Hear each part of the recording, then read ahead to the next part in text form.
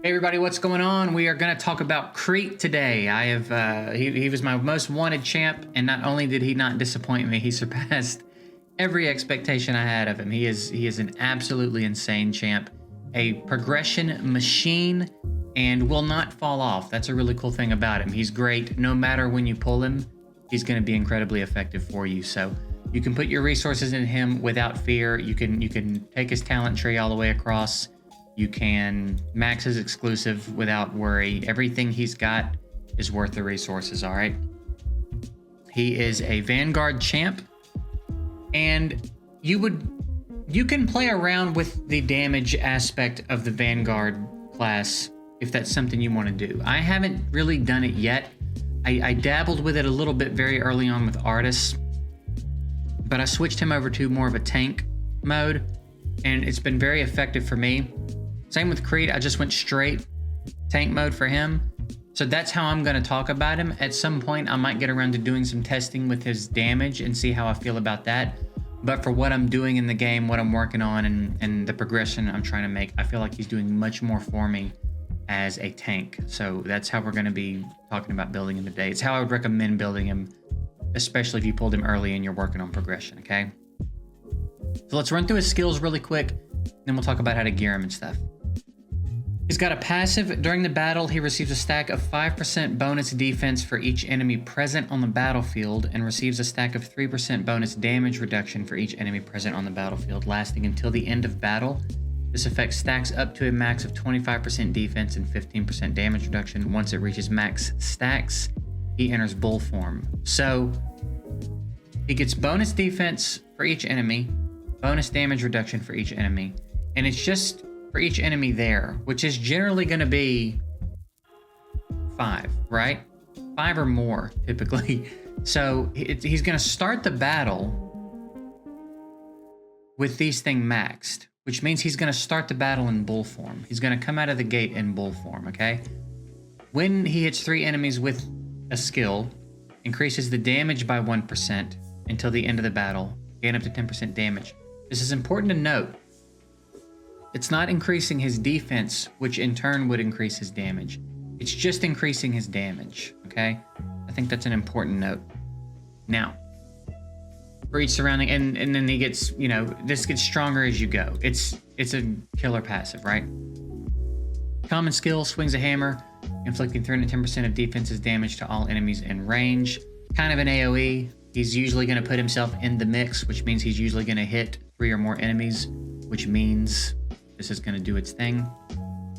After a small delay, he charges at the target enemy, inflicting 350% defensive damage to enemies in his path and knocking them back. And then with the talent, he gets 50% more knockback. It's really entertaining to watch him take a whole team skating. It's pretty good. It's a lot of knockback. It can really disrupt the formation of an enemy team, all right? And then the ultimate jumps to a target area, swings his weapon to smash the ground, inflicting defensive damage to all enemies in the designated area.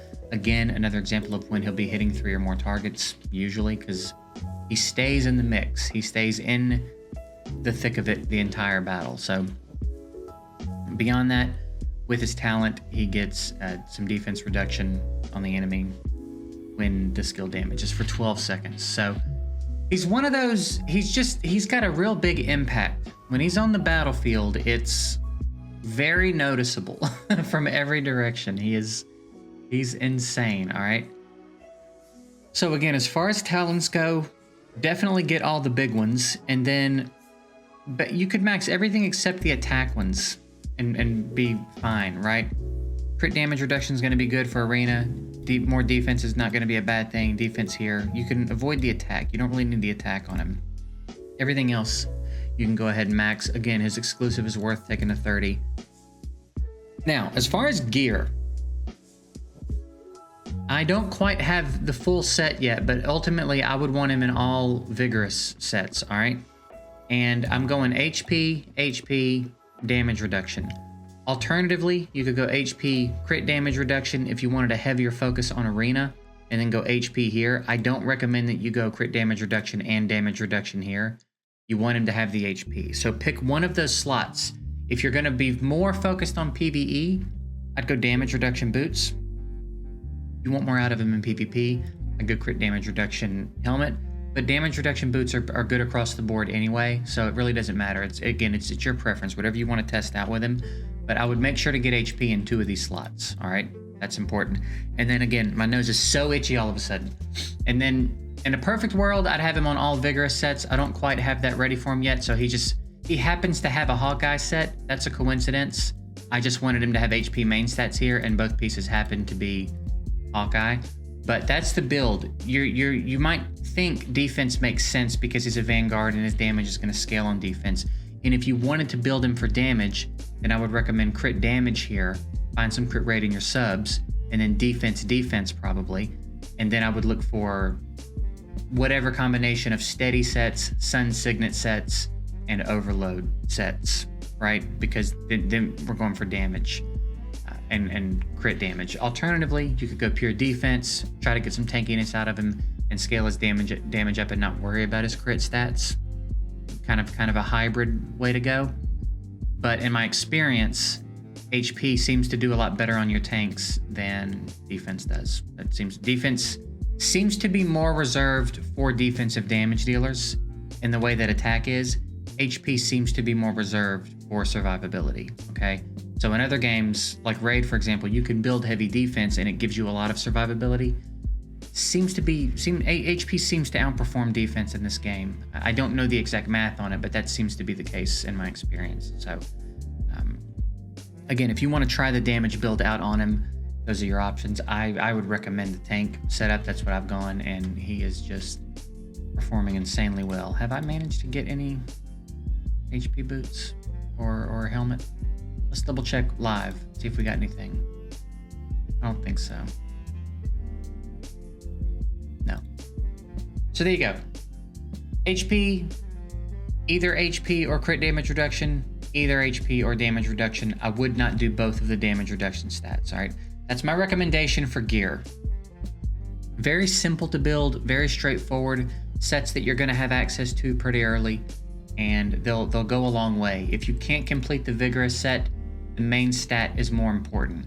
A maxed out legendary piece, for example, is giving you 50% HP, whereas the set bonus here for a radiant set for a vigorous set is only 15%. So even completing a vigorous set at mythic, if you've got red gear, that's going to be 32% plus the 15%. It's still not going to equal one of these pieces, okay?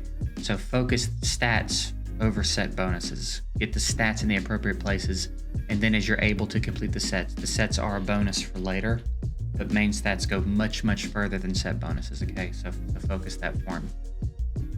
Now, as far as in-battle stuff, I will move my camera real quick so I can show you this appropriately. For the commander, Gaudier is fantastic commander for him, okay? Because he's good for displacement skills for Vanguards and Assassin. Crete has displacement skills. You typically think teleport with that, but he leaps to another spot and he charges. These count, okay? So this applies very well to Crete. When he uses a displacement skill, the damage caused by their next skill is increased. That's not really the important part. The important part is the shield. They gain a shield equal to 30% of their HP, which is another reason HP is preferable over defense. If you're going to run Gaudier with him, his shield's going to be so much more substantial if you build him with HP, right? So he's really the commander to use with him. In conjunction with that, Pain Rune is one of the ideal prototypes. This combination of Vanguard / Assassin with Gaudier and Pain Rune is killer. It's really, really good, okay?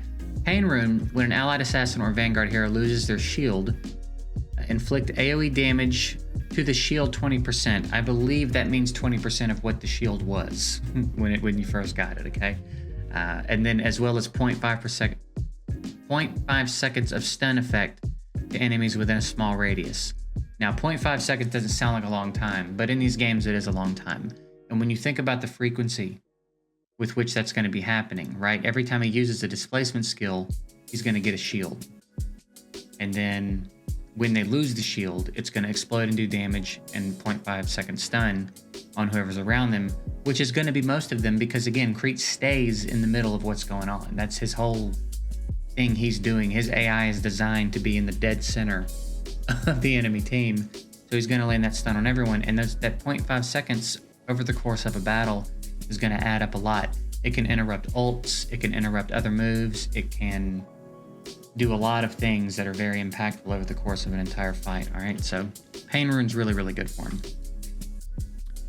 If you can get your hands on one, Prism Amulet is, again, another example of the prototype to use. It is so strong. It's so strong. When Vanguards receive damage, 45% is slowly taken over 8 seconds. If they kill an enemy during that period, all delayed damage is cleared. So it's insane damage mitigation. It enables your healers to do such a better job of counteracting the damage they're taking. Even if they're not getting kills and deleting that damage, it still just enables your healers to stay on top of them so much better. So Prism Amulet is huge. And then again, if you're trying to go damage Vanguard and they're going to be getting kills more frequently, it's also going to be very effective. But even for the tankier route, it's very, very effective, okay? Alternatively, what you can do is you just kind of have to click through what you have. I don't even have any other ones in this category that would affect them, all right? You'll have to click through and see which ones pop up. I haven't gone through and learned every prototype yet and then which one is great for every situation. If you can get a Prism Amulet, that's the one to use. Every time you're using Crete or Artis, really, it's the one to use, okay? We'll do a more in-depth video at some point on every prototype and think about where we might think they would be appropriate and stuff. But Prism Amulet from Twilight lands, you can get one as you progress through the airway later. Every now and then a pack rolls around, so if you're a spender, it's a great purchase. It's a very strong prototype. Seems rough to spend that much on a prototype, but you get up some other stuff with it and it's really, really good.